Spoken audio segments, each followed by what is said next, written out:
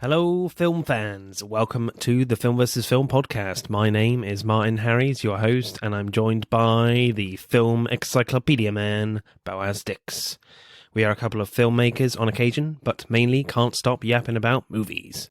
On this podcast, every episode we pick a topic from a film that's coming out at the cinema or on VOD. Myself and Boaz pick our favourite film from that topic, or team up against a guest and battle it out to decide which film will become the greatest film of all time. If you enjoy this podcast, please leave us a 5-star review and subscribe. Please enjoy part 1.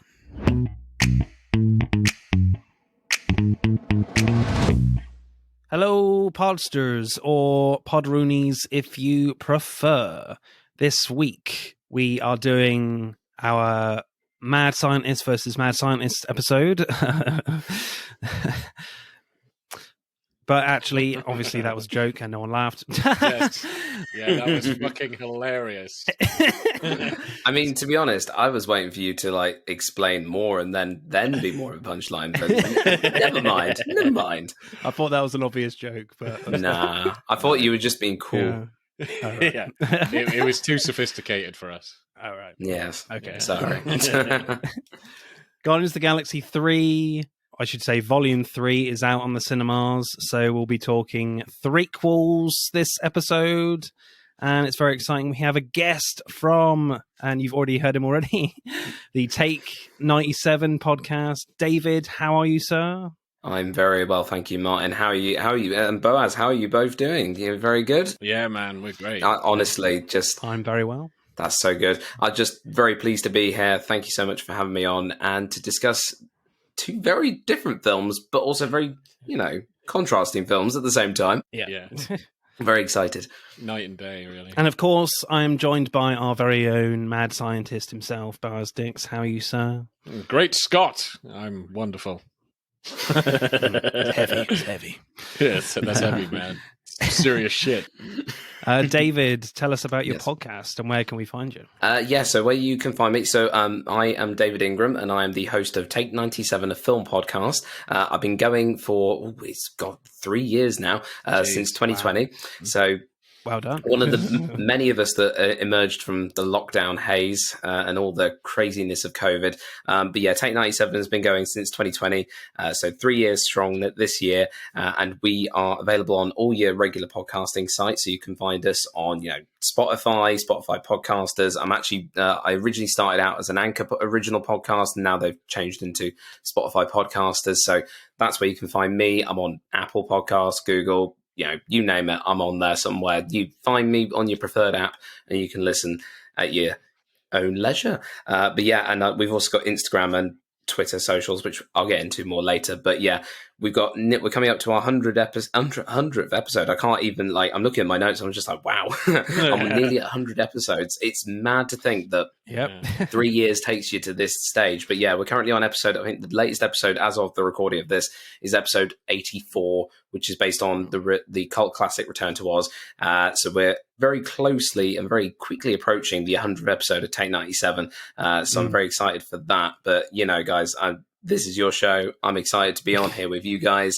And I want you guys to just, show me what this is all about. And we'll just have some fun because based on previous conversations, this is going to be wild.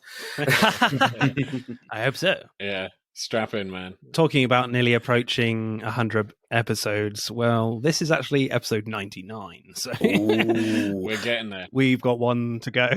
Is that just to rub it in with me? Yeah. Because, you didn't want me on episode 100. You thought, put him on. It's like 99 episodes, but he ain't one. I like that one.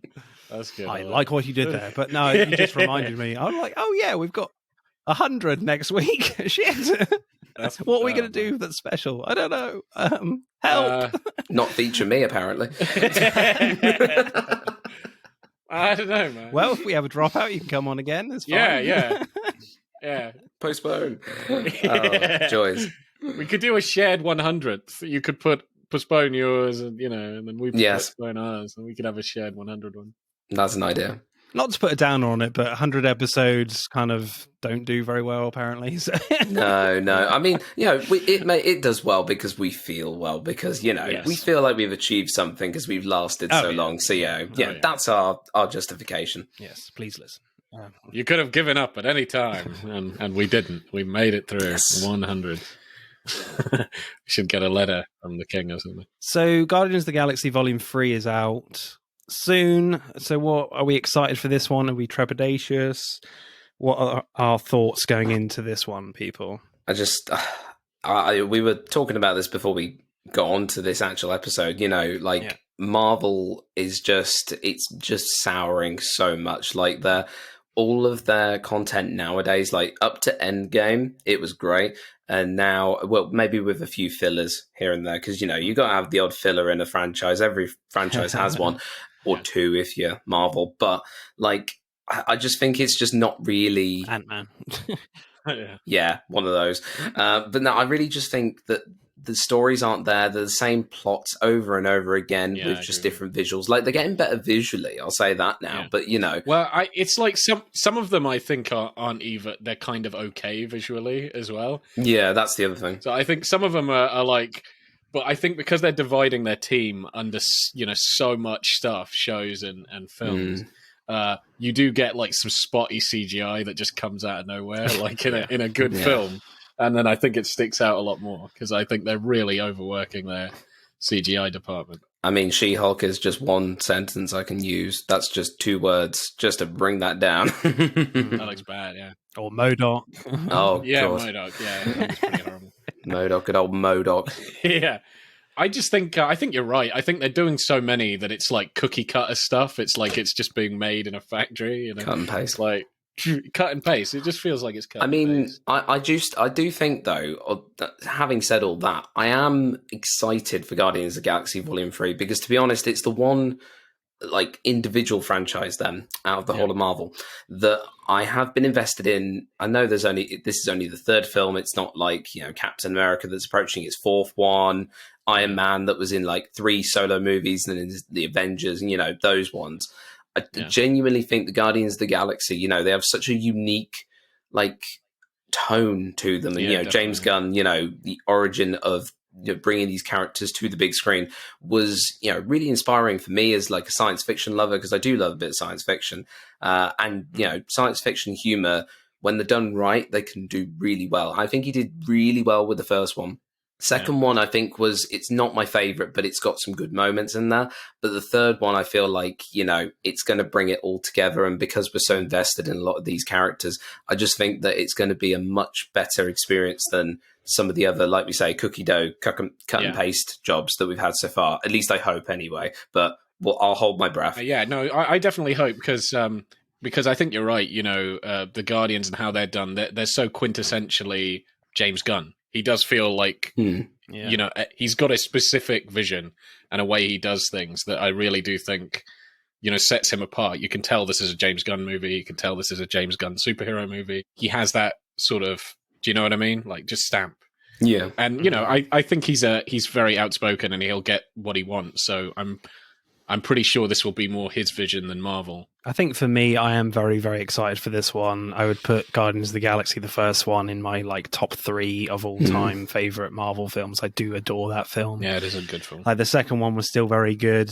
But yeah, in James Gunn, I really do trust. I just fear for the characters. I'm I don't want anyone to die. Yeah. I feel like we're going to have some deaths and I'm going to cry a lot. Well, James Gunn's a harsh son of a bitch. He always kills someone.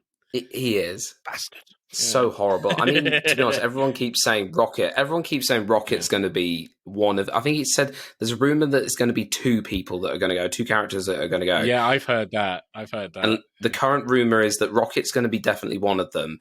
And then the other one, it's either going to be Peter as the big one, or if it's not Peter, it'll be the likes of Drax, or either Nebula or Gamora, one of the 2. Yeah, and Drax, actually, to be fair, Drax is the other one. He's the one that people keep saying, because obviously Dave Bautista's been a bit quiet on the promo front. I don't want any of them to die. Yeah, I think Dave has come out before where he says he doesn't really want to do superhero movies anymore.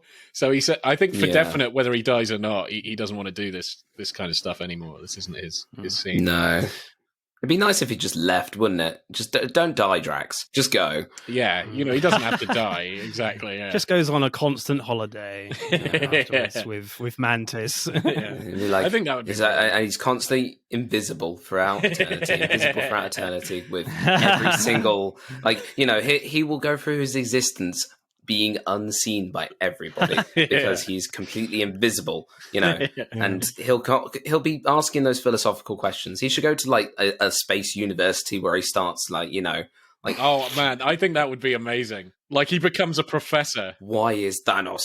Why is the universe? Yeah, I think that would be brilliant. Disney Plus show right there for you. Yes, not that they should do it, but they could. No, yeah. Yeah, I think he should become a professor of logic or something. Oh, yes, that's brilliant.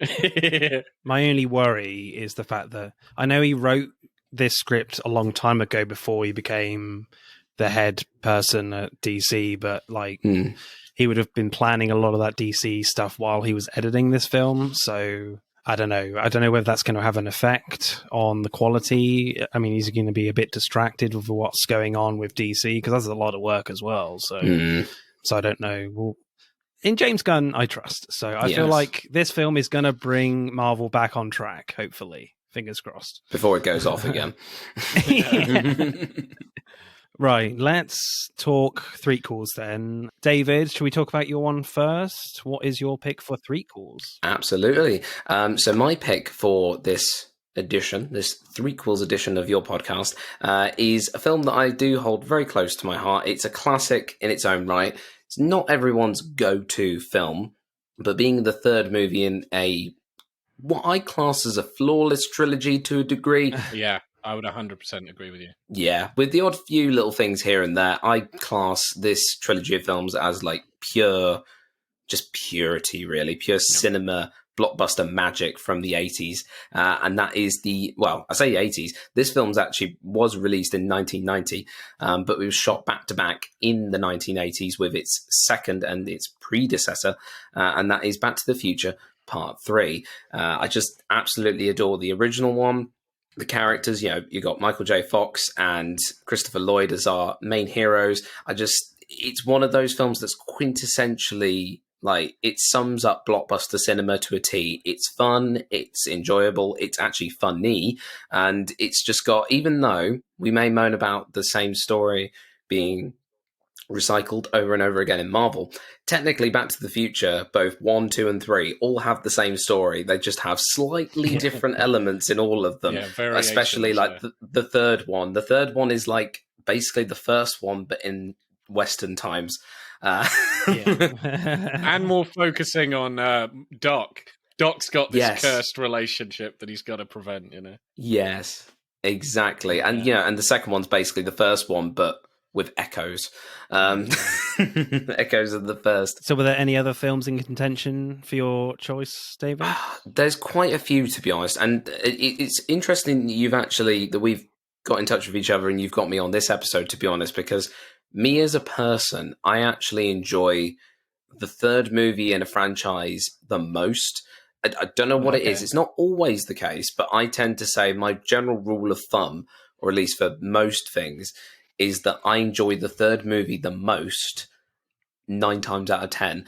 In this case, I think the first one will always trump the third Back to the Future, this being a close second because it is so unique and it looks so different from the original, and it's got that different setting, and like Boaz just said, you've literally just got this a little bit more of a focus on the other character who's mainly the foil and the scientific help really in the first two, but not really the cause of much of the anguish and the plot disturbance, shall we say. But no, other films, I generally do like probably controversial to say, but in terms of Star Wars, I love Return of the Jedi when I was growing up.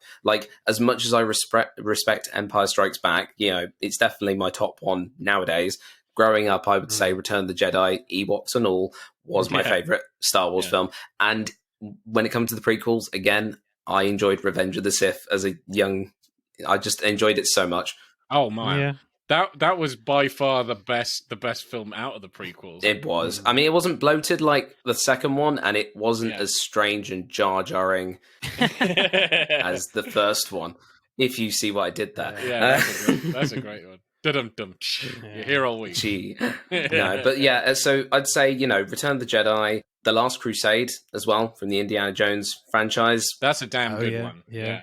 Again, that's, to be honest, the Indiana Jones ones, I love all of them in their own respect. But, that one, I think definitely, you've got Harrison Ford playing opposite Sean Connery. It's just such a cool dynamic that, I was very tempted to bring that one for this one because it was like one of the two films that I think maybe. But, Back to the Future, I've recently actually been to see the stage musical that they've done of it in London. And it was on my mind quite, recently. And I was just thinking, do you know what? I think I ought to revisit the other two films, and particularly the third one because of this episode. But I actually forgot how much I enjoyed the third one of Back to the Future in the trilogy because, everyone talks about the first one. And obviously because the musical, for people who are into that nowadays, who are going to see that in London or on Broadway, they're literally so, down with the original story that people probably are now going to forget about the second and the third one. But they should really check the third one out because it genuinely has some great, solid moments in it. Oh, yeah, I would agree. I'm glad you didn't pick Last Crusade because we have a episode scheduled for Indiana Jones films. So I was like, oh shit, please don't pick that one. Oh yeah, but I would love to watch The Last Crusade again. So I'm jazzed for that. I actually think that might be my favorite Indiana Jones movie, which is so that's going to be great. This is probably the film, arguably, that I've seen the most ever because it's always on ITV2 all the fucking time. Yes. I'm so glad. I've seen it so many times. Oh, literally. I feel like it's really weird. It's funny how we mention this. Like, everyone's obsessed with the first one. That's shown on ITV/ITV2. For anyone in Britain, you'll know what we're talking about. Anyone outside, you'll have no idea what ITV is. It's a British TV station thing. But basically, the first one's shown so much.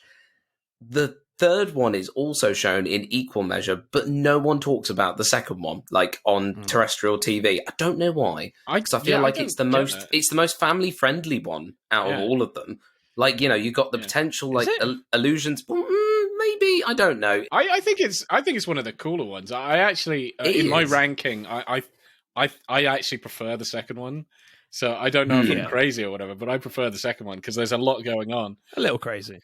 But I do love the third one as well. Yeah, the third one's great. I enjoy the fact that it goes back into the moments because I like seeing them interact with the moments from the first film. I think that's really cool. Like, not many films do that nowadays. Like, they did it in Endgame for Avengers. They did go back to things. But it wasn't as cool, in my opinion. I love Endgame, don't get me wrong, but it wasn't as cool.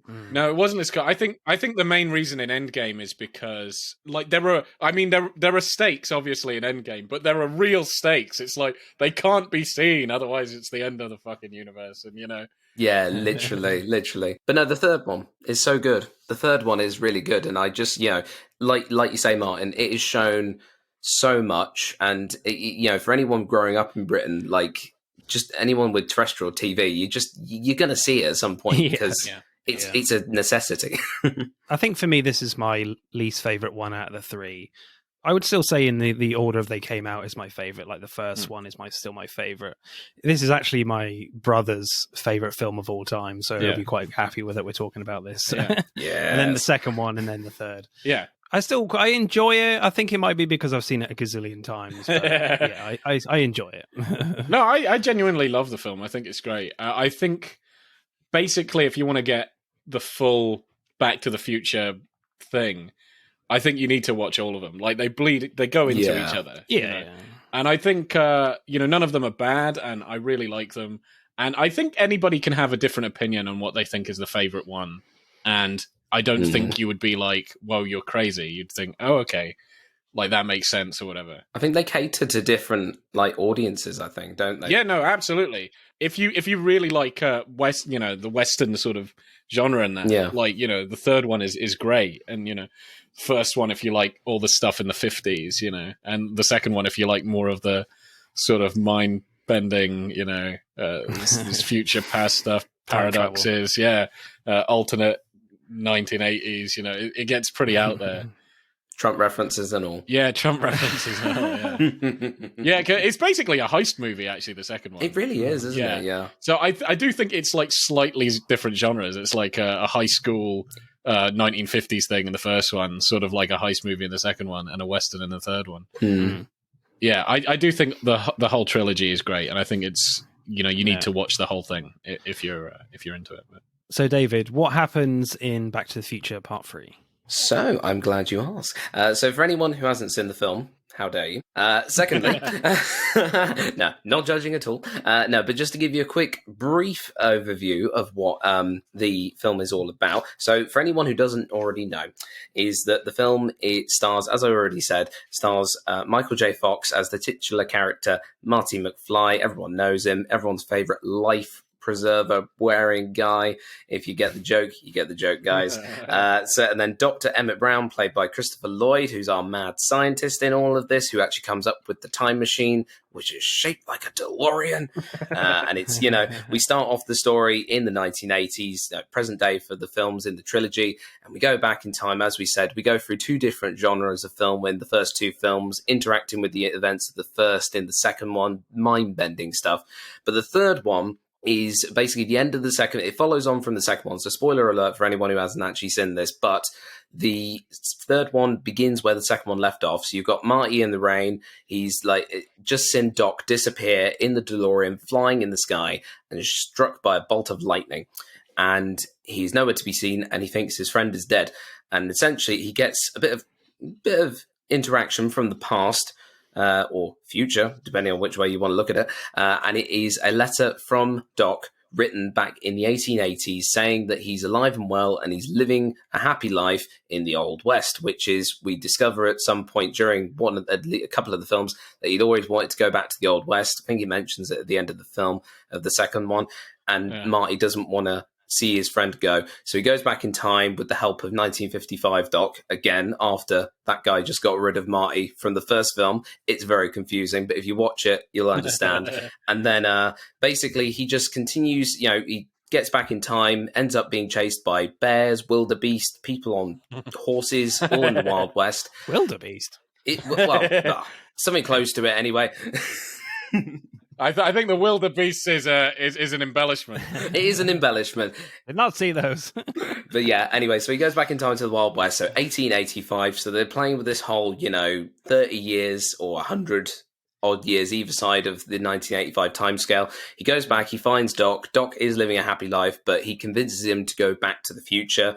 And the film basically just follows them, the pair of them, Marty and Doc, trying to work out how to get back to the future, back to 1985.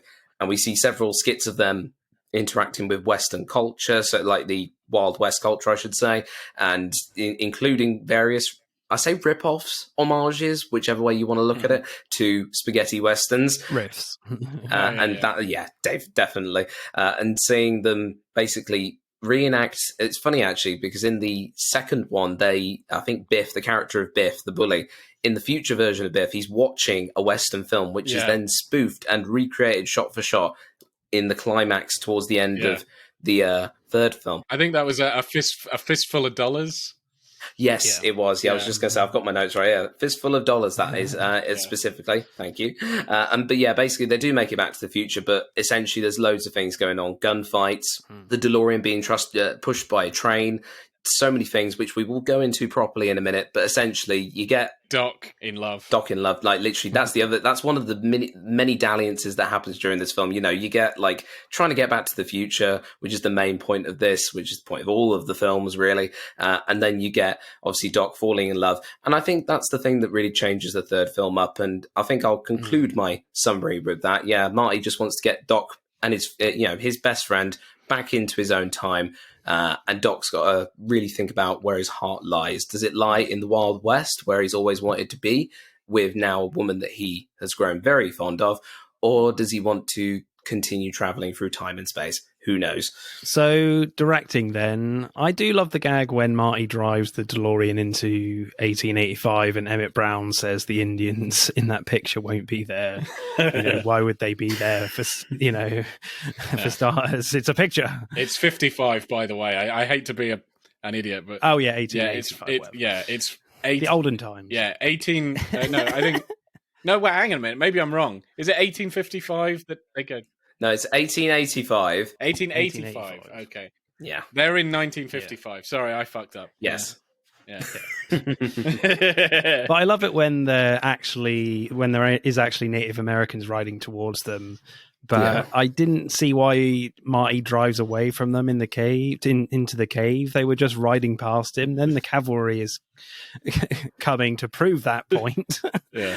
So it felt like they were just kind of forcing a little action scene in there at the start. Yeah, I think they just did it for a spectacle, really, didn't they? Because otherwise, if he just got there, because you think about it, it's the thing I said earlier, they're mirroring the story of each of them, really. And you think about the first one, he crashes into a barn. So, you need something of equal humor and hilarity to make up for it, but in a Western, like a Wild West setting then. So I suppose driving away from Native Americans and nearly crashing into the horses or thinking you're going to was the idea behind that, but maybe. I think also as well, one of my main problems with this film is the fact that like the DeLorean is really lacking in this film. There's really not a lot of action with it. So I feel like Robert Zemeckis was like, we need to have Marty driving this thing for a bit, even though he doesn't really need to in that scene. So do you know what I think that is actually? I feel like the reason for that as well is because if you think about, I did mention it briefly earlier,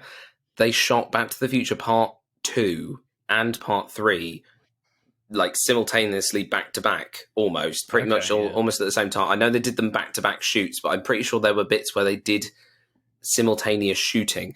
And literally, I think the reason why, if you think about it, the DeLorean's probably not in it because they're using it for half of the scenes, which it is in for the majority of the scenes of Back to the Future Part 2. So I just think that in the end, it's probably more of a production fault than it is a story fault. Because you think about it, we see it in the cave, we see it arriving, leaving 1955, and the concluding sequence, then it just comes back on the train track. That's it. yeah, literally, and you don't see anything else of it. But then again, I kind of don't mind that because why would you have a 1980s car in the middle of the Wild West other than for the obvious bits? But also, what would they do with it? Like the fuel tank is fucked. So the whole point is to try and get it to 88 miles an hour. If it could work, he would just get hot dock in the back and then just go back. It's a difficult one because when you think Back to the Future, you don't actually think of the characters. You think of the car. Yeah, it's not a big character in this film. You go to that amazing design of that DeLorean, and that is a bit disappointing for me. Yeah, it's not a big point in this film. It's it's obviously a lot more important to the story in the first and second one. The whole plot is just to strap it to a train to get it to 88. It doesn't factor into the story that much. No, it's a means to an end. I kind of agree with what you're saying. Like, it's more of a character in the first and second one. In the third one, it is like the goal. The goal is to get it. He is the train. Is to strap it to a train and get it to 88.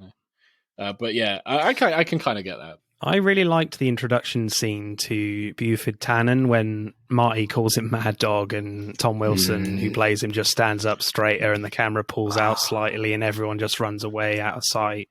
I thought that was a really effective way to shoot that, to establish that Tannen is a big deal in this film, the Biff of this story. Yeah. Then the little scene where Tannen drags Marty by a lasso through the street was really great in the editing, and the camera is nice and close to the horses and the dust hits the light nicely. It looks great.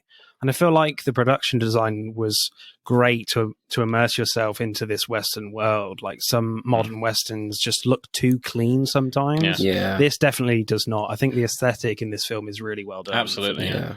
And I absolutely like the model, this town that they've got around, it's Hill Valley, but back in the day. And I mean, they must have obviously just built an entire fucking town, and they literally, I think they did actually. Yeah. And it does look pretty brilliant. And I do like that even the clock tower, it's not even completely finished, but it's obviously the one from the first two movies.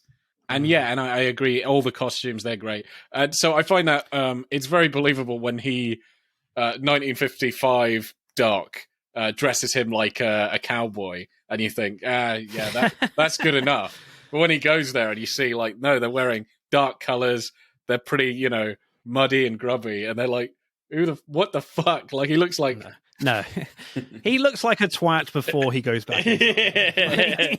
No, literally, it's a real good comment, actually, on how, like, history and everyone's perception of history is different. Like, you think about it, it's quite a interesting perspective, really, that people in the 50s would probably think that, because it was, I mean, although to be fair, it's a bit distorted now, think about it, because if you watch A Fistful of Dollars, like, you think about it, actually, to be fair, in this, actually, Fistful of Dollars wouldn't have been out, actually, would it? It would have been, that's the 60s, so it wouldn't have even been out in this, like, time period for Doc and Marty, would it, in the 50s?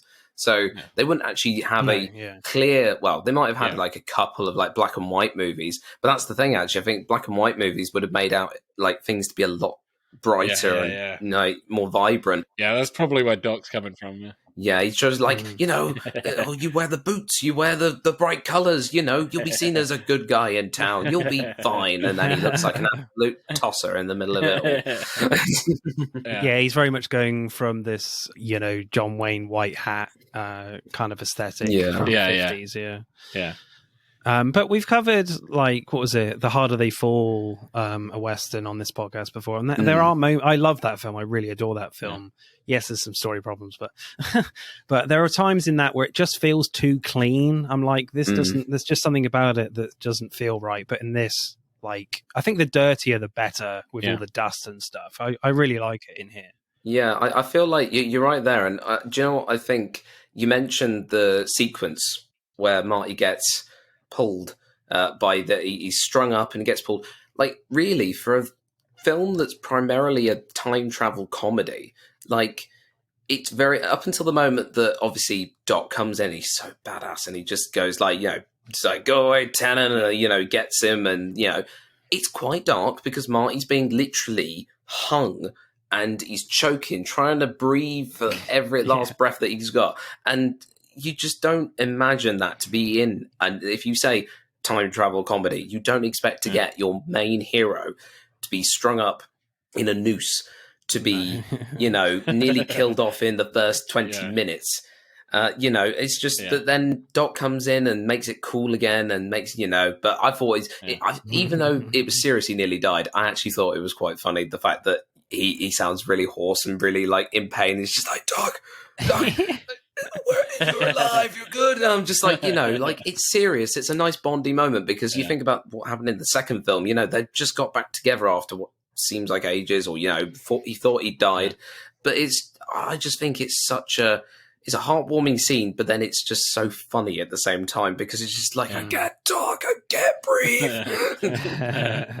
Yeah, talking about funny, I think one of the funniest bits is where Marty is doing a whole Taxi Driver in front of the mirror with his ass hanging out. Oh, I hated that. I didn't like it. What? I thought that was hilarious. They're riffing a lot on Westerns. Taxi Driver's not a Western. what the hell is that about?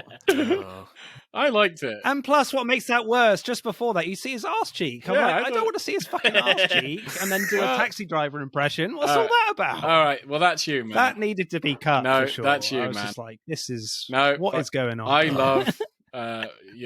Fox's ass. He's got a nice foxy ass.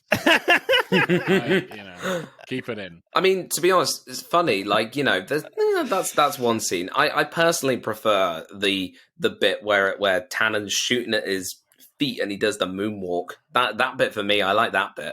That's great. Yeah, that was cool. Yeah, that was. And they're all like, "What the hell are you doing?" It's like, what kind of a move is that?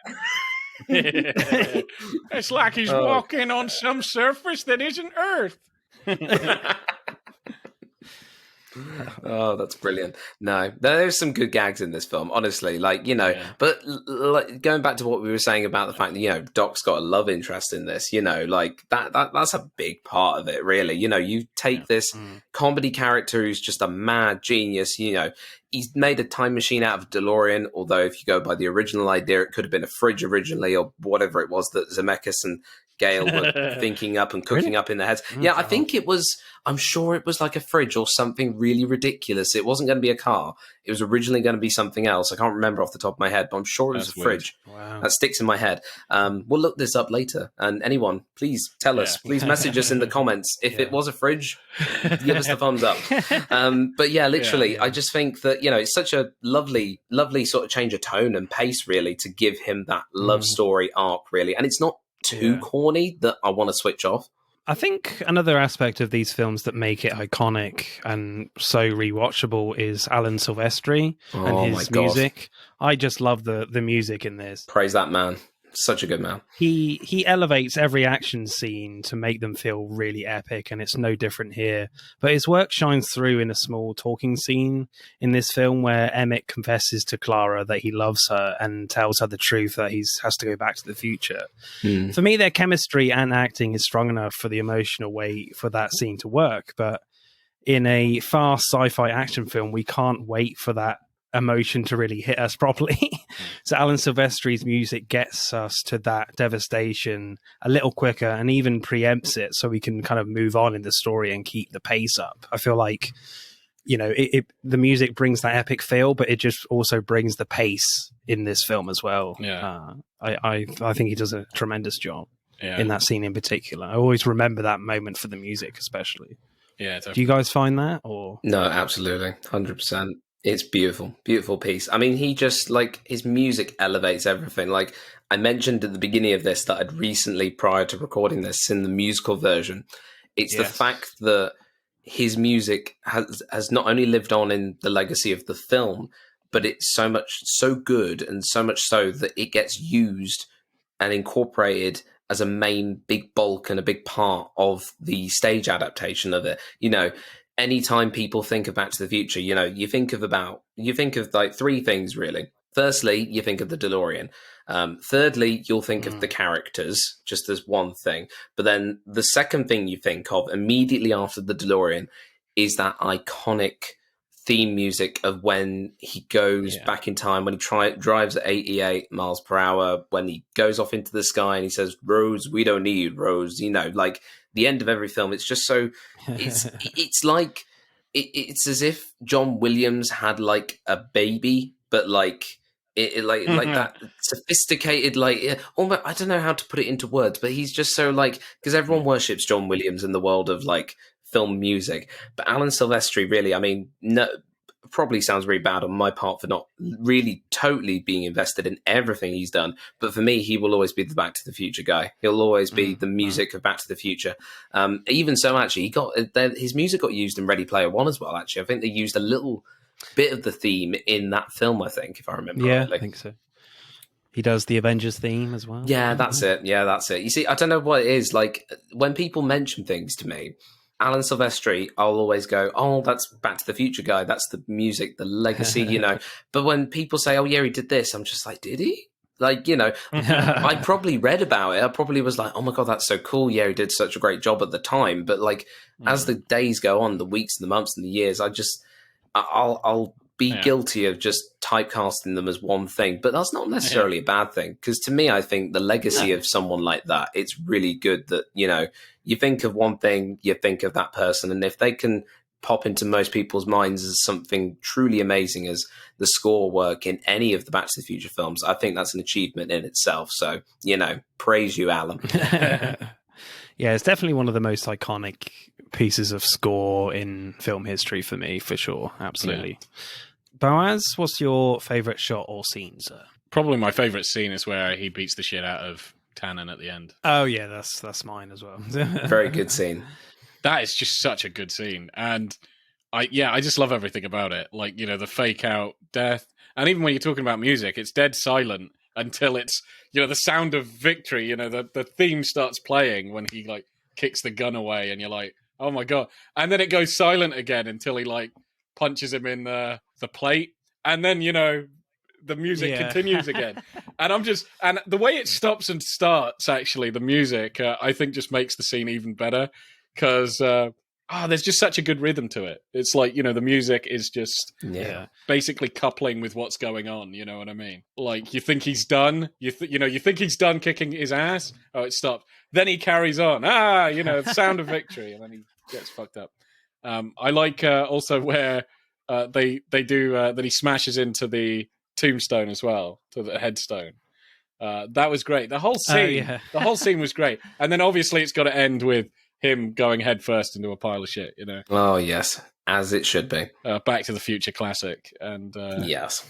It's just such a great scene, man. I fucking love that scene. Yeah, that's my favourite scene as well. Yeah. But I feel like it's a little predictable as well with what happens, but that's not a massive problem. I still really enjoy it. But it's obviously, you said, David, already that it's riffing off A Fistful of Dollars. And if you've seen that, like in that film, the bad guy in that sees Clint Eastwood down the end of the street at the end of the film, and the whole thing is like, the bad guy's got a rifle. The rifle is better than the pistol. And there's a lot of like Catholicism in there. Whereas at that point in the film, Clint Eastwood is kind of effectively coming back from the dead, kind of. And he's walking down the street and he's got the chest thing on, and he keeps shooting him in the heart, and he keeps getting up again, but he gets into range of the bad guy. And then they kind of have a duel where they put their guns on the floor with one bullet left, and they quickly load it. And obviously Clint Eastwood loads it first and blows them away. Mm. Yeah, that's a great scene. So when you go into this one, knowing what happens in Fistful of Dollars, and Marty just takes his gun belt off, and you're like, oh, okay, what's happening here? I didn't expect this. So that was the moment where I thought, oh, this scene is getting really cool now. Yeah. But then when you do that, there's only one thing that can happen is Tannen, shooting him. So yeah, a minor gripe, but I still really like it. Yeah, I thought it was great. No, it is truly a good scene. David, how about you? Favorite shot or scene, sir? Well, to be honest, I'm going to switch up a bit, to be fair, because I do also like the end scene where it riffs off A Fistful of Dollars, and I just I love like Boaz says, I love the rhythm, the way the music plays in and out. I just love that. And even though, like you say, Martin, it is predictable in a way, because we know what to expect with this franchise as you get to the third movie out of, after you've seen the previous ones. It is such a great scene of like a air punch moment. But for me personally, we mentioned it already, like there's several things that I do love. Like I love little things like the revisiting and the riffing off of the original film where he wakes up and he's talking to his mother, where he thinks he's talking to his mum and he's had a dream, and he does it again in the second one, and he's like, Mom, like the first one is like, Mom, oh, he can't say it's his mum because he's like, you're hot. And then the second one, it's like, you're so, like, basically he wants to say that big, you're so ugly and you really lost it. And then but then the third one, it's that nice moment of, oh, we've come full circle, we're doing it again, but it's his like great aunt or whatever it is, I can't remember the actual relative. Yeah, great grandmother or something. But like really like distant relative, and I love the small little character moments like that. But truly overall, my favorite scene it sort of comes a close second with the moment where Marty gets dragged through town and Doc like appears like the guy to save the day, where he shoots him and he goes down and doesn't die. I do love the ending of the film where where they do, as we keep saying about this very famous train, where the train pushes the DeLorean.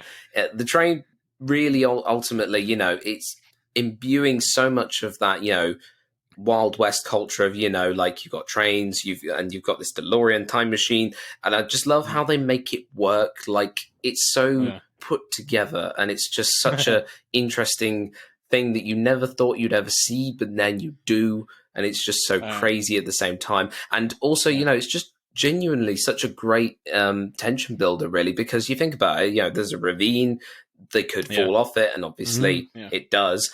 But I just think that it's brilliantly paced. The use of the editing in that scene, I think personally for me is one of my favorite things out of the film, up with obviously the bits where Marty's getting dragged through the town square and stuff like that, and the homages to Western films. But I think ultimately, you're going back and forth between all these different views. You got the impending doom of going off the bridge, and eventually they do make 88 miles per hour. But I just love the fact that there's so many stakes at this. Yeah, basically Clara hanging by her ankle and all that, and it getting faster and faster and fast, and like different coloured smoke going over, and it's the I think the different colour smoke. It literally, I'm thinking about it now. I'm getting actual chills on my arms, like goosebumps, really, because literally, I love the fact you get all the different colours, and it's just it feels really epic, and it's the moment, that jaw dropping moment you mentioned, Boaz, Clara. Like literally hanging off of the edge. It's the bit where the music just drops, and she drops her foot, and you think, oh shit, she's going to fall off. And then I just think it delivers in so many ways. You've got the action, the tension, the romance, the whimsy, the fear, the anticipation, and it feels so satisfying by the end of it when you do get them where they should be. Although you got that thing of, oh my God, are they dead?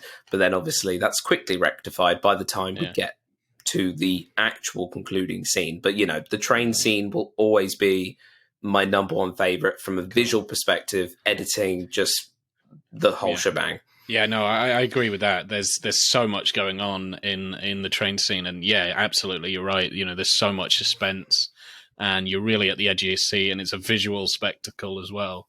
And yeah, no, I do love it, definitely. I even like that, even when you think they've solved it, like they've got very little time, and he remembers he's got the hoverboard, so you're like, okay, hoverboard.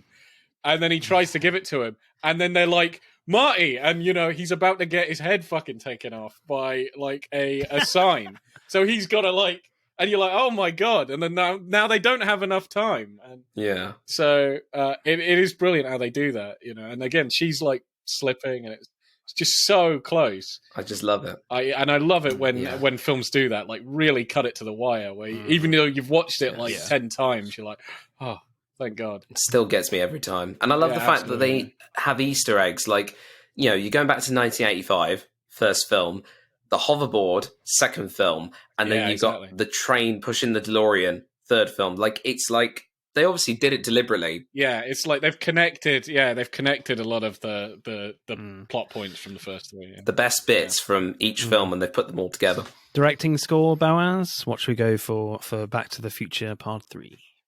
I'm thinking like a solid 8 or a 8.2 or something. 8.6. 8.6? 8.4? I'd say 8.5 for me personally, just because, it's not my favorite, but, it's still a cool film. But for me, I'd say, if I was to rank the trilogy, Back to the Future, thinking about it logically, I think 2 will definitely be closer to a 10 than anything. Yeah, I think that's my favorite. Number 1 is very close behind that on a 9 point something or other scale. But this one, because it's its own thing, but it's still at the same time very, unique, but also it's not the other two. I think I'd easily give it an 8.5. What should we go with, Boaz? 8.5 or 8.4?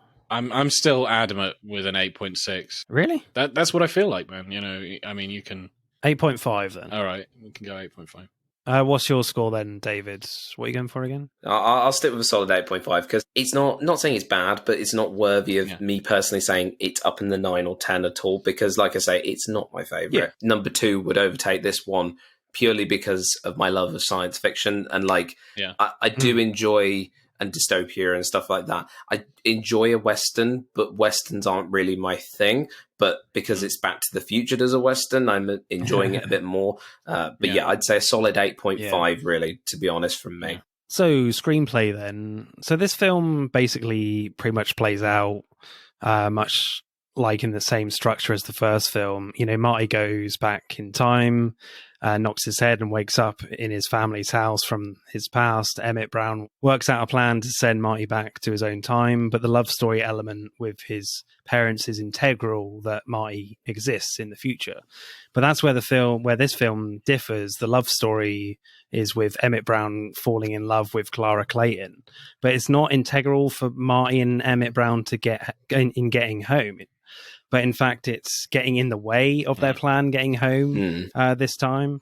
So the love story element becomes very unpredictable and keeps the film interesting. Yeah. Whereas in the first film, you kind of know at some point that George is going to, kiss his mum at the end. Yeah. So, I feel like that is what keeps it going, really. Absolutely. That keeps the intrigue in this film. Yeah. Is the love story. Yeah, I also love it because it is an inversion of like Doc's character. It still feels true to his character, but in the first two, he's very much like the sage. He's like the angel on Marty's shoulder to try and like keep him on the straight and narrow. He's also always the logical and analytical one.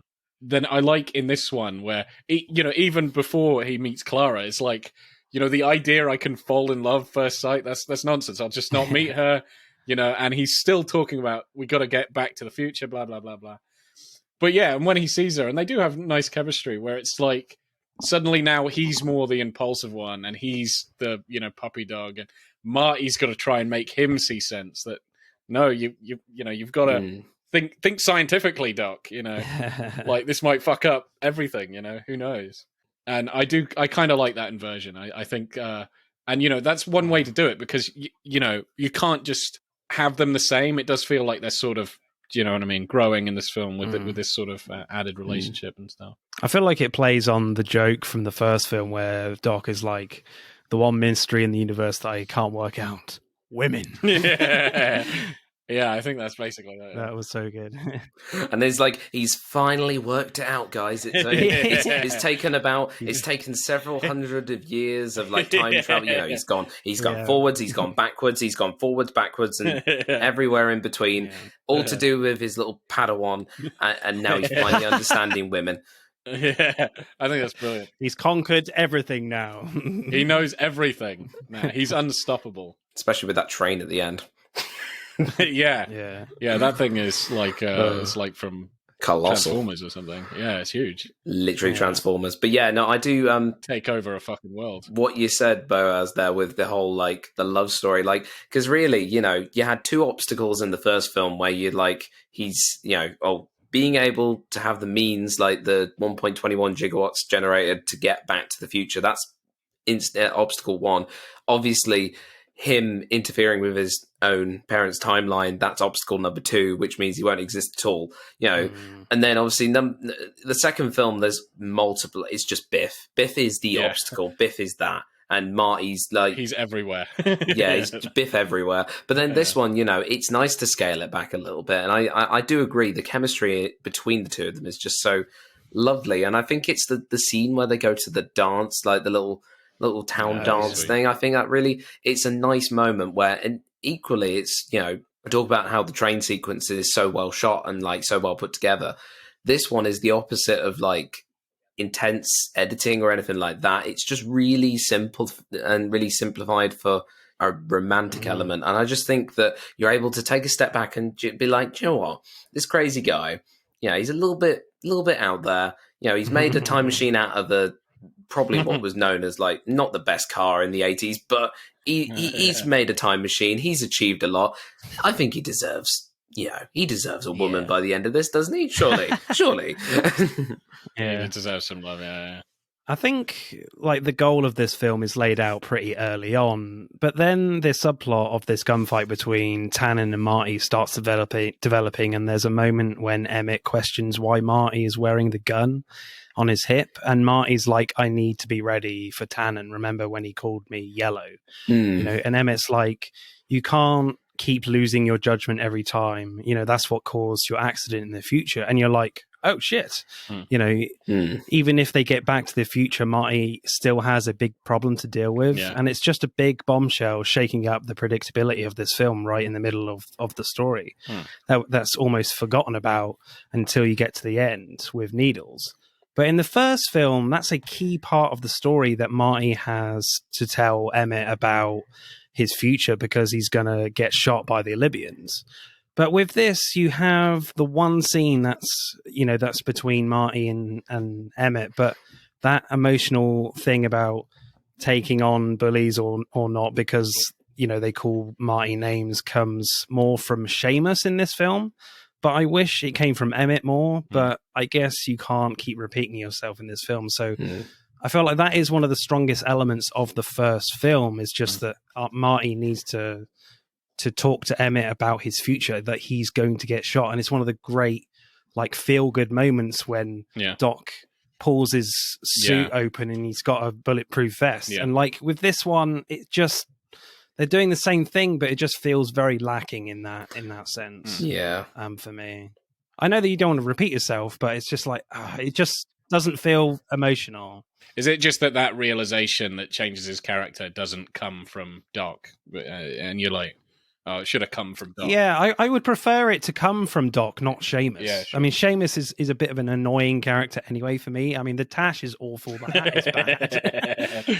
I want it from Emmett, not Seamus. The only reason they actually include like because Seamus is only really there because they want to do the whole like Marty meeting his relatives through time kind of thing, because we've met his his parents as they were younger, and people prior to his time being on this earth, and we've met people, his future versions of himself and people he knows, and people that are yet to be born yet in the second one. I get where they were coming from, because they want to take it the next step further, so they can go back even further to people that he doesn't even know, like people that he didn't know existed until he traveled back to the Wild West. But I do agree with you in that respect, that it wasn't really, we got this core relationship between this young boy and this mad scientist, and you've got that strong bond throughout the first two, and then you kind of lose it by the third one, because basically he's got another father figure in the mix who isn't his dad. Yeah, who's kind of underdeveloped. It's an interesting way to go about it, but I don't think it ultimately worked the best. I'm not the most annoyed about it as like other people might be, but I do think that the film, could have benefited from a more succinct conclusion by making it more about Doc than Seamus. Yeah. I did like the thing that Seamus did say to him, though, although he said it so earlier on in the film that it's kind of like their second conversation, but where Seamus was saying like he had a brother who was hot-headed and, would, basically, if he was challenged, he would answer the call. And he was like, he got stabbed. And so for me, I was like, that this is sort of in Marty's blood. Like he's got to sort of push against this sort of nature of his. Like he can't do that because he might die. But I would have preferred that to come from Emmett, though. Yeah, I kind of agree, yeah. But like maybe he had something in his family or something, because that's the core relationship. I don't know who the fuck this Seamus guy is, apart from that he's related to him. Yeah, sure. Yeah, I kind of agree. Seamus is sort of underdeveloped, and it is a really cool message for Marty to learn. He should have probably learned it from Doc. Yeah, that said, it is still cool how it ties in everything together, and he still does build as a character, and it ties into the second film as well. But also, they wanted to dress like Michael J. Fox up in another ridiculous outfit. Like, I think that's 100%. That's 100%. They were like, oh my God. And give him an Irish accent. Yeah, give him that. Oh, because his name's McFly, therefore he must have an Irish accent. Can I please do this? I want to do the Irish accent. I want to do the Irish accent. I mean, I feel like McFly, wouldn't that be more like I don't know, because Muck, you don't just get Mucks in like Ireland. You get that in like more Scotland, to be honest with you. So I think it's more Mac. Is it Mac is more Irish or... MAC is more Irish, right? Yeah, maybe. Yeah, I think maybe potentially. Mac is Irish, Muck is Scottish, right? That's it. But it's funny because you think about it, Muckfly, and it's just like, they just wanted to have a bit of an extra bit of a laugh in there, didn't they? Like, they've already dressed Michael J. Fox up as a woman. I think he couldn't do Scottish. I think that's what it was. I think it was like, you're going to have to be your Scottish ancestor. Maybe. And he's like, and he's like, what the fuck is that? You're Irish. You're Irish now. What was that? I'm trying to process what that accent was then. Yeah, I don't know. I'm not. We may be killing Boaz in the process in these comments. I think we might be. I mean, I can believe that he might have gone, oh, yeah, do you want to be a Scottish ancestor? And he did a really terrible job. And he was like, oh, right, Michael, I'm really sorry. No, let's make it Irish. You can do Irish, right? You're going to have to make it Irish. Can you do Irish? And he's like, well, to be sure, I'm part of the McFloy clan. And then he's like, yep, that's better. It's at least better than your Scottish one. That'll have to do. Better than the Scottish. And, it's giving him, we'll give you a tash and everything, Michael. We've already made you into a teenage girl and, and an old man. So we might as well go the whole hog and give you an Irish accent and a tash to go with it. Yeah.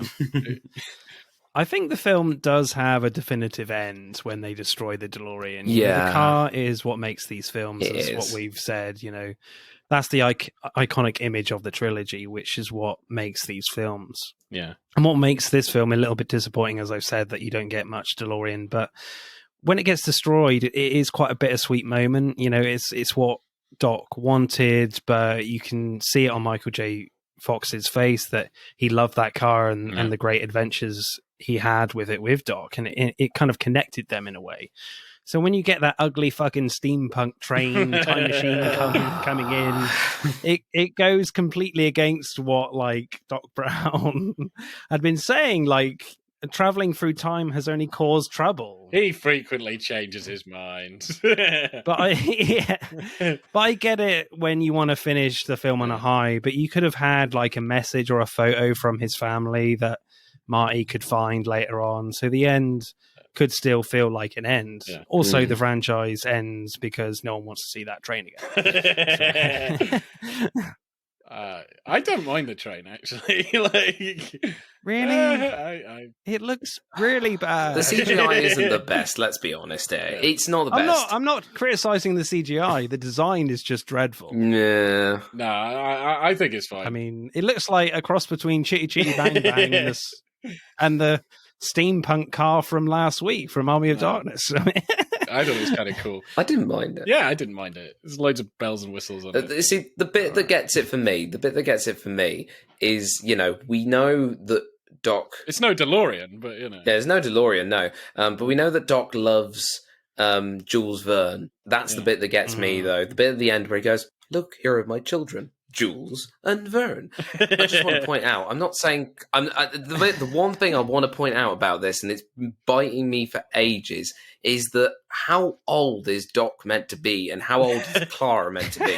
Because I'm not judging, they're both adults, they're both consenting, but I just think it's a bit weird that he looks like he's in his 60s, maybe something like that, and she's probably in her 40s at the very most, and they've managed to have these two little children who look so perfect and very Edwardian, and just happen to be named after his favorite author. But I think the naming of them is sweet and all. I can see the method behind that. But how old are these two meant to be? It's not something I want to think about, but I feel like because I brought it up now, people are going to think about damn, when did they get it on? All night long, baby. Because you were mentioning, Boaz, in a previous episode that Christopher Lloyd is just an old-looking actor. He's eternal. He's an eternal man. Any point he looks old, and he still looks about the same age. He still looks old as he did. He's just got less hair. Yeah, exactly. He's just got less hair. I just think he's eternal. But I think he was born an old man. And even when he's playing a Klingon in Star Trek 3, he still looks old. Exactly. Yeah, so, I mean, how old? He's always been old. Always. Who Framed Roger Rabbit? He was still old in that. He didn't have any hair in that, actually. Yeah. Yeah. He's just an old man. I reckon he was born just like an old guy. He just looked exactly as he Benjamin. He Benjamin buttered himself. Yeah, I reckon this is true, yeah. Oh, God. Right. Favorite lines, people. I would say mine is, how many did he have? Just the one? Just the one? Actually, I was going to say, there's something I only realised during this rewatch that I never realised now. You know how the ravine, it has some Native American name? Is it Clahoa Ravine or whatever? And it was going to be called Clara Ravine because Clara fell into it. Clayton. Mm-hmm. Clayton Ravine. Yeah, Clayton. Clara Clayton. That was it. Clara Clayton. So it was Clayton Ravine because Clara fell into it. Did you know, after the train goes over, and in the past, everybody calls him Clint Eastwood? Yeah. When he comes back on the train track, it's Eastwood Ravine. Yeah. I never knew that. That blew my mind. See, I actually noticed that quite early on because it's the thing when he comes back on and he's the DeLorean makes it on into 1985. It's the first thing you see. I don't know whether it's because I just obsess too much over details, but it's literally right there. And I'm just I didn't recognize the significance of the whole Eastwood thing, the fact that he was Eastwood until like I saw the name, but obviously I didn't get that. Obviously, he's known as Eastwood. That's why it's called. Yeah. You didn't connect it to the movie. Like, oh yeah, he was Clint Eastwood. But so everybody must think that he committed suicide or something, like, and then he's gone. Because they never saw him again after that. Yeah. Like he bested Mad Dog Tannen, but then it was obviously too much for him, so he killed himself. Success went to his head. Yeah. Let's name this lovely bit of railroad, which was nearly completed after a random dude who just appeared out of nowhere, who no one knows where he came from, doesn't have a birth certificate or anything. He called himself Eastwood. Let's just call the ravine after him. Yeah. Clint Eastwood must be raking in the cash right now. Absolutely, yeah. In that universe. He literally must be. I wonder whether they actually paid him to use his name or anything. I wonder whether they did that. Yeah, that would be incredible. Yeah. Favorite line, David? What are you going for? Oh, favorite line. So many favorite lines. It's a simple one, but I like it. I like the scene attached to it as well because of how the comedy value of it. It's the yella.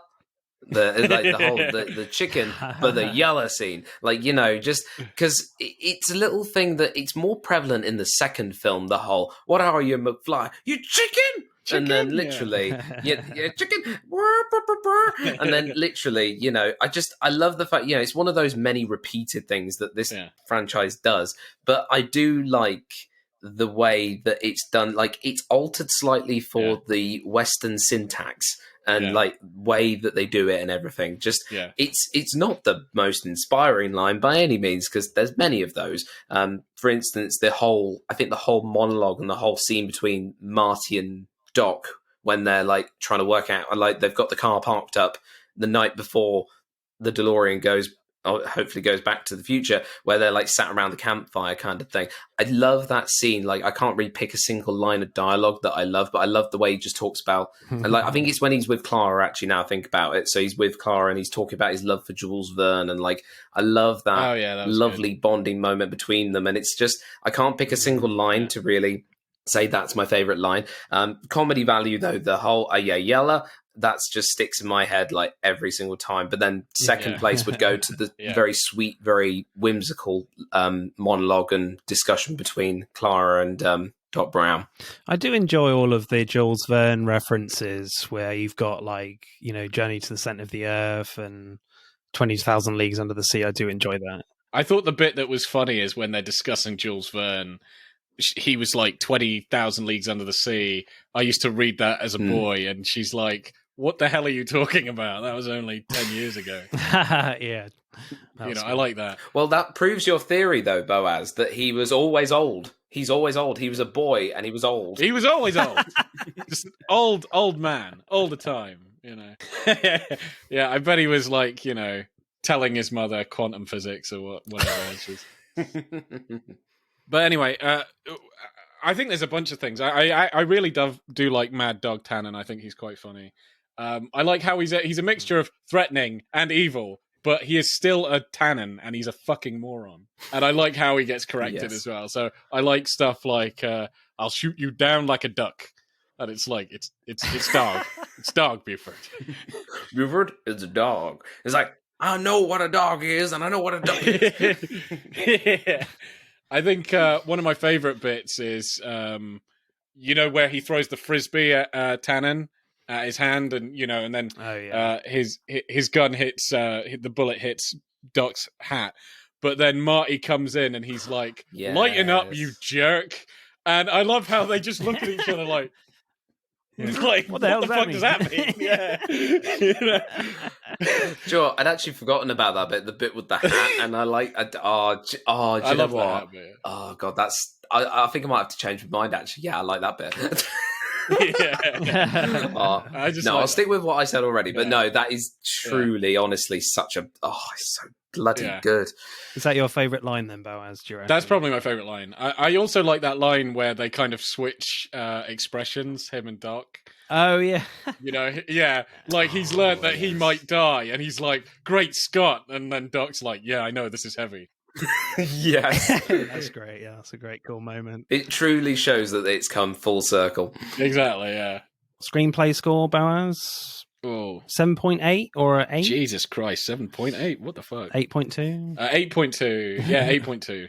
Yeah. David? I mean, I'm going to say this, and it's not because I don't like the film, but I would say because it is very repetitive of the formula, it's very formulaic then. It is formulaic because of what's come before.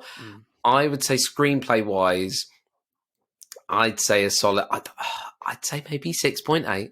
Because 6.8, Christ, okay, fair enough. Maybe 6.9, because I don't know, like closer to 7, but like 6.9, mainly because like it's nothing like too exciting. Like I don't know, I feel like it'd be higher if it was switched up a little bit more.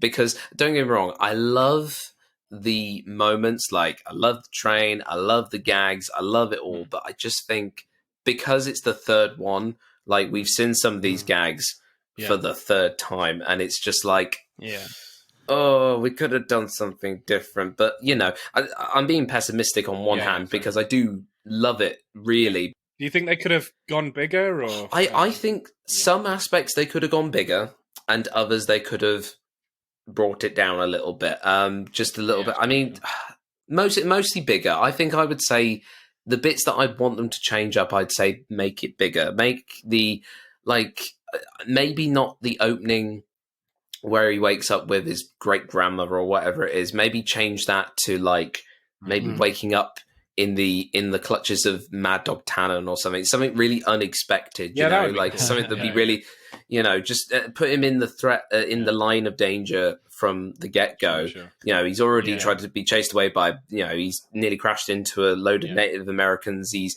nearly got attacked by a bear. You know, that was good. So I feel like it should have come in threes rather than, oh, this, that, and the other. And then he just whacks his face into a fence, you know, like that was funny. But also I feel like it would have been better if he whacked his head into, I don't know, like he just tripped over, looks up, and I can imagine he goes, oh my God, it's Biff. It's like, who are you talking? And just, it could have been much, and then we could have accelerated the plot and maybe had a bit more space for like you say, some of like the Emmett Brown stuff. Like we would have had a bit more space for him and Emmett Brown to like converse a bit more, because a lot of it is down to with Marty, the love story and the repetitive gags. So it seemed harsh, but I'd give it like, okay, I'll review 6.9. I'll stick with 6.9. Okay. Yeah. Still happy with 8.2? I'm happy with that, to be fair. Yeah, no, I'm going to stick with that. But, yeah, no, but I see where you're coming from. Yeah, I think the characters are still really strong. You know, I do think, they could have done less of the formula and, you know, maybe gone a little bigger. Yeah. Acting then, I love the freak out scene when Christopher Lloyd sees Marty for the first time in his house right at the beginning. He acts like he's seen the devil himself. And I love the added touch of Lloyd touching the piano keys, making it super melodramatic, creating some great comedy there. But that was funny. My favorite part is when he storms into the bathroom, shaking with disgust like a rag doll. And what makes it so funny and great is the fact that I have no idea what he just said because he's freaking out so much. Yeah. I love that moment so much. I did like that, but I think the one thing I don't like about the freak out bit, it was funny, but it feels like it could have been in the first movie. Oh, right. Do you know what I mean? It seems like they're trying to redo it. Because I'm like, why does he find it so unbelievable that Marty has come back in time? I mean, he's got a fucking time machine. Of course he can come back in time. Yeah. But he doesn't believe him. And to me, that doesn't fit. Like, in the first film, he doesn't believe him because, you know, he doesn't accept time travel. Which is fine, because it's the first experience, isn't it? Exactly, yeah. But I'm like, he's just done it, though. He's just... Yeah, but, you know, that's how time works. Yeah, he's just brought him back to the future. It's like, he's here again! What the hell? Yeah, because I did find that funny, but I was like... I think that's just them trying to reattempt the gag at the first one, and they got a better gag. But it's a case of like, well, you could tell a better joke, but it's like it's the wrong time. You know, it doesn't really make much sense. So that was my feeling of that scene. Christopher Lloyd is still awesome in that. I thought he was great. Yeah, no, there's a really sweet moment in the first one where 1955 Doc goes, "I'm really going to miss you," you know, like. But then in the third one, it's just like, "Get out my house. Get out now. You can't be here." And I'm just like, you just less than 10, 15 minutes ago, you were going to miss this boy. And now you're like, get the fuck out of my house. Like, what is going on? You would, though. You've just sent him back. Yeah. Can he immediately right in your house again? It's just like... I get what you're meaning, but I'm just saying, like, Doc is a smart man. He understands time travel, right? It's like, it could be a couple of years. Well, he should do at this rate. Yeah. It's not like, Marty is a fucking alien or something. Well, to be fair, though, he figured out the flux capacitor by knocking his head on the toilet, Yeah, this is true as well. Yeah, maybe he's pretty thick, actually. Who knows? We all know on this podcast, and listeners will know, I have a problem with child acting. But this film at the end, the child acting is outrageous. Oh, wait. I was trying to think, what children are you fucking talking about? I was actually also confused. I was so even confused. though I'm the one who brought up the children earlier. I forget they existed. I mean, they don't actually say anything, though. They could have been replaced by cardboard cutouts. They're just there to stand. That's not what I'm getting at. I don't know how they missed this in the editing, but when Doc Brown brings out his kids, Jules and Vern, and at some point, Vern is doing this "come to me" gesture, and he points to his dick. I'm like, I've watched this so many times, and I was told about it later, and I was like, that is such a bizarre and weird moment. What the hell was going on in that guy's head? Yeah, did you know that, David? You must know. Yeah. Yes and no. So, I've seen it because I've rewatched it recently for this, and I'm just like, yeah, that's fine, that's innocent, it's cool, it's normal. But now you're saying that, I'm not going to be able to unsee that now. I can't unsee that. No, I know. It's one of the funny things that I'd never noticed it. I watched the whole trilogy many times. And I think I was watching it online, and somebody had the scene, and they were like, if you'd zoom in, and I can't unsee it. It's like every time he's saying, "These are my kids," I'm like, the kid is basically like that. He's like, "Come to my dick." I'm like, what the fuck? It's so surreal. Yeah, safe to say, I've never noticed that ever until this very moment. Really? You got to rewatch that scene. Ruining the film. Yeah. I'm not going to say ruining it because it's sweet and all, but they're very wooden, aren't they? They're just they didn't need to be people. They could have just, oh, my kids are in here, and you could have just put ADR in there, being like, oh, hi Dad, hi Mom, yeah, we're playing with a dog in the back. You didn't actually show them. They just look so awkward, don't they? You could just tell that they were picked up. I don't actually know what the names of the child actors are, but I bet they were either kids of production team members or just random last minute casting where they've literally just gone, oh, you'd look funny in Edwardian clothes. They're just driving, boy. You look sort of like you would be Christopher Lloyd's kids, Dress them up. There you go. But the thing is, they truly can't be Christopher Lloyd's kids because they don't look old at a young age. Exactly. You're 100% right. I think. Do you know how hilarious it would be if they shot two really short 60-year-old men? That would have been great. These are my kids. They're huffing cigars, Come to my dick.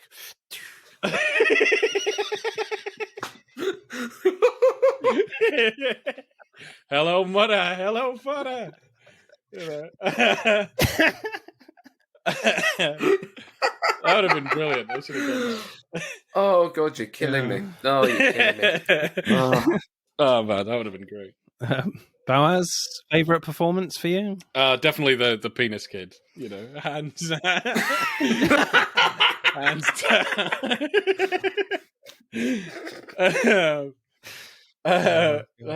favorite performance. I might say. Oh man, that's difficult. I might say Christopher Lloyd. Actually, yeah, I think that's where I'm going. It's Christopher Lloyd for me. Are you going to make it a full house, David? It is Christopher Lloyd for me as well. Absolutely, make it a full house. It's not the penis kid. He brings a lot. Yeah, it's not the penis kid. He's a close second. I think he just brings a lot of heart to the film. No, he does. I think and the fact it's all about him, really, isn't it? Because you end the second film with, I always wanted to go to the Wild West, but now I've got to destroy the time machine. But then he actually gets to go, and it kind of feels very very melancholic. in a way, even though you're not looking back on it. Like it's just such a lovely. I think Christopher Lloyd as an actor overall, props to him for everything he's ever done, even if he's never aged a day apart from maybe cutting his hair. He's truly an amazing actor. Like he's iconic. He's a man of his own generation, his own world, really. Yeah, with all these treasure. Minions, all like it's a bit like Minions. He's like Gru, except the only difference is they all look like him. Absolutely, man. Acting score, Baz, what should we go for? 7.8? 7.9? Yeah, 7.9, I suppose. David, acting score? I'd say they do pretty well with the material. Minus the penis kid, obviously. I would say, I'd give it a solid 8. Right, let's add up the scores then for Back to the Future Part 3. You're just boogieing down there. Yeah. Nice. Just need a countdown clock going on now. Boom. No, you need like a couple of minutes for Martin. Maths is not his strong suit. Oh, don't worry. It was never mine either. I'm just double checking. Back to the Future Part 3 gets exactly 48 points. Oh, it's just 40 away from 88 miles an hour. One of the very vast Boaz connections there. Everything's connected, man. I've got a whiteboard, lines. You didn't get 42. That's true. It's only 4 away from the, or is it 6? 6 away from the meaning of the universe. 6. There we go. Fuck you. And I'm bad at maths. Jesus Christ. I'm worse. That's why you add. I criticize your addition. That's what I do. That's my job. Oh, brilliant. That's it for part 1. Thank you for listening. We hope you enjoyed it. Check out part 2 to see who wins.